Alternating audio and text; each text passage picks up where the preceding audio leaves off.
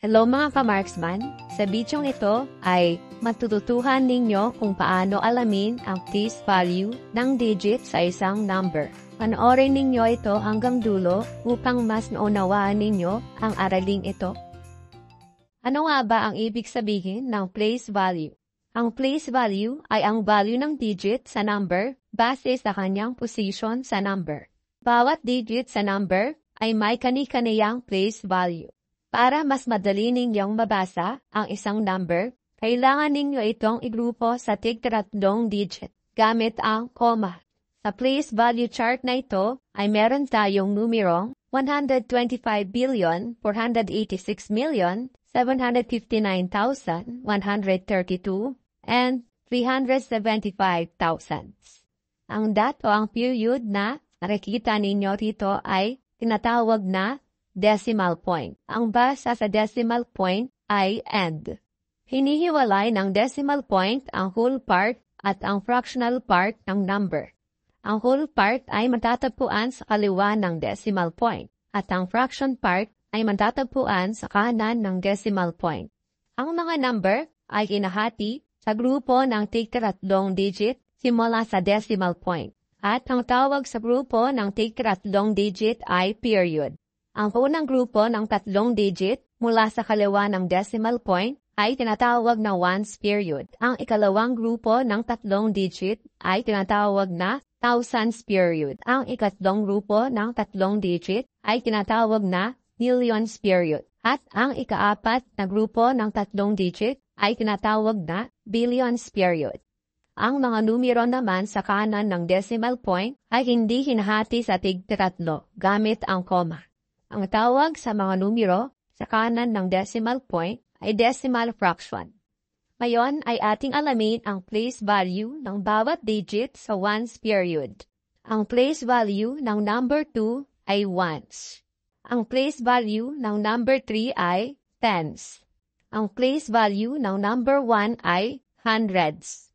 Ngayon ay dumako naman tayo sa place value ng thousands period. Ang place value ng number 9 ay thousands. Ang place value ng number 5 ay 10,000s.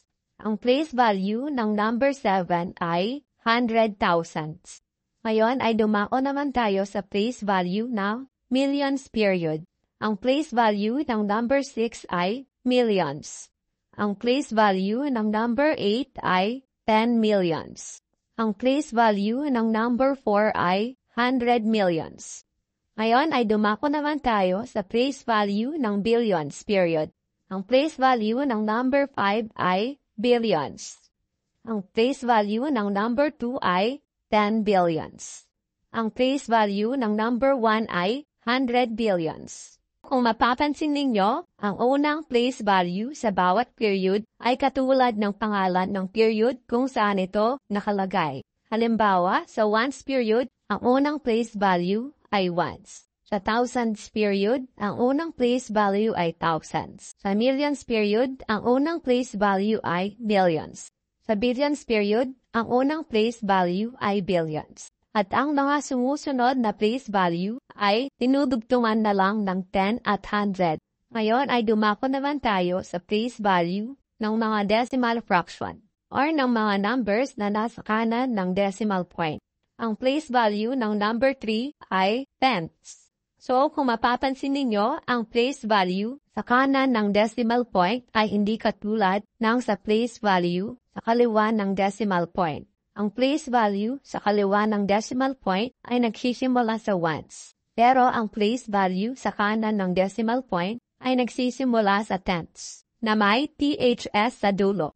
Sunod, ang place value naman ng 7 ay hundreds.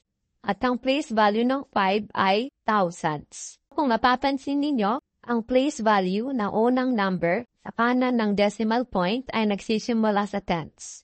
At lahat ng place value sa kanan ng decimal point ay nagtatapos sa THS. At hindi lamang nagtatapos sa thousands ang place value sa kanan ng decimal point. Dahil pagkatapos ng thousands ay ang 10,000s, 100,000s, millions, at iba pa. So, ito ang place value chart.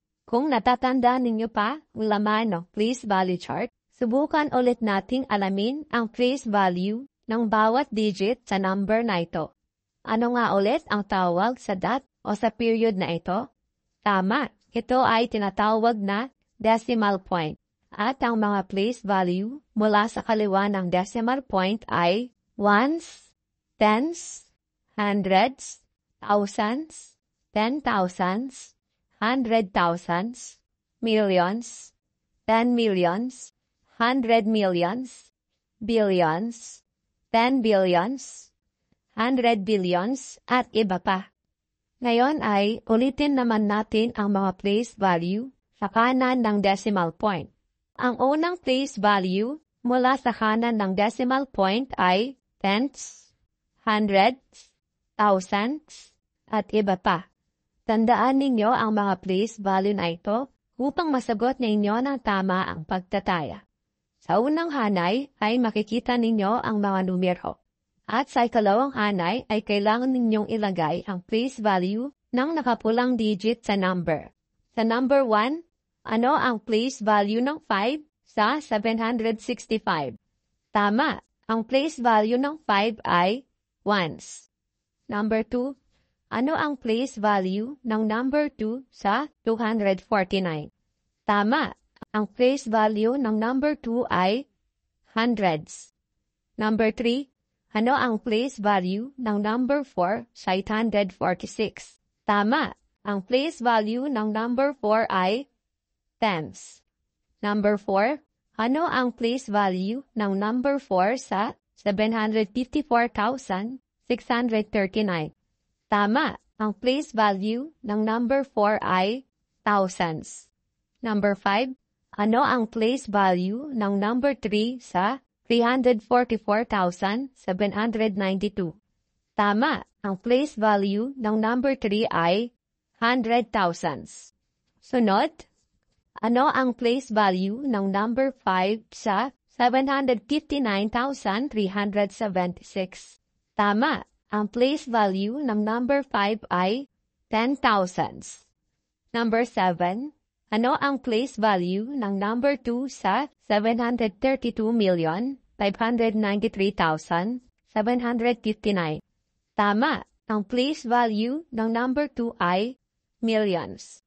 Number 8, ano ang place value ng nakapulang digit sa numerong 785,993,750? Tama, ang place value ng nakapulang digit ay 100 millions. Number 9, ano ang place value ng nakapulang digit sa numerong 437,917,263? Tama, ang place value ng nakapulang digit ay 10 millions.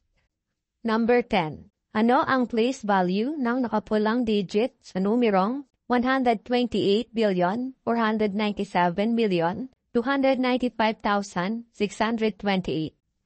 Tama, ang place value ng nakapulang digit ay billions. Number 11, ano ang place value ng number 2 sa 623,798,973,437? Tama, ang place value ng number 2 ay 10 billions. Number 12, ano ang place value ng nakapulang digit sa numerong 857,436,648,738? Tama, ang place value ng nakapulang digit ay 100 billions. Sunod, ngayon naman ay ating alamin ang place value ng mga decimal numbers. Number 1, ano ang place value ng number 5 sa 765,000s? Tama, ang place value ng number 5 ay thousands. May THS sa dulo. Number 2, ano ang place value ng number 2 sa 3 and 249,000s? Tama, ang place value ng number 2 ay tenths. May THS sa dulo. Number 3, ano ang place value ng number 4 sa 5 and 846,000? Tama, ang place value ng number 4 ay hundreds. Number 4. Ano ang place value ng number 6 sa 7 and 2,396 ten thousands? Tama, ang place value ng number 6 ay 10 thousands. May THS sa dulo. Number 5. Ano ang place value ng number 2 sa 3 and 44,792 hundred thousands? Tama, ang place value ng number 2 ay 100 thousands. Sana ay lubos na naunawaan ninyo kung paano alamin ang place value ng digit sa isang number. Anyway, please follow or subscribe to my Instagram, Facebook, TikTok, and YouTube channel para lagi kang updated sa mga bago kong video. Paki-like, comment, and share na rin ang video ito para mas dumami pa ang matuto. Kung lubos na naunawaan mo ang araling ito, maaari mong sagutan ito at ilagay ang iyong sagot sa comment section. Sana ay marami kang natutuhan. Maraming salamat sa panonood.